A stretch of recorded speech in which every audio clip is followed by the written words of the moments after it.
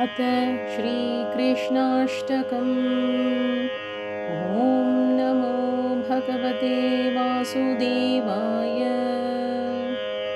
वसुदेवसुतं देवं कंसचाणूरमर्दनं देवकी परमानन्दं कृष्णं वन्दे जगद्गुरुम्।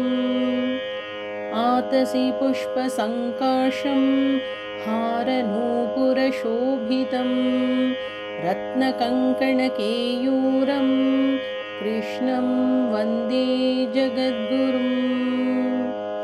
कुटिलालकसंयुक्तं पूर्णचन्द्रनिभाननं विलसत्कुण्डलधरं कृष्णं वन्दे जगद्गुरुम्।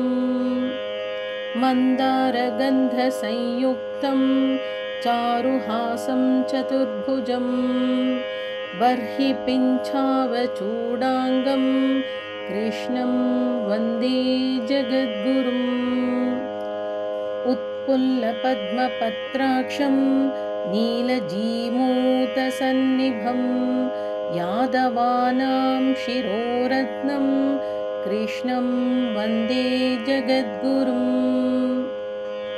रुक्मिणीकेलिसंयुक्तं पीताम्बरसुशोभितम् अवाप्ततुलसीगन्धं कृष्णं वन्दे जगद्गुरुम्।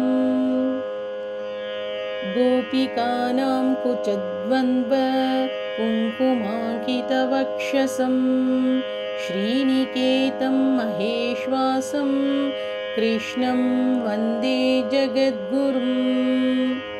श्रीवत्साङ्कं महोरस्कं वनमालाविराजितं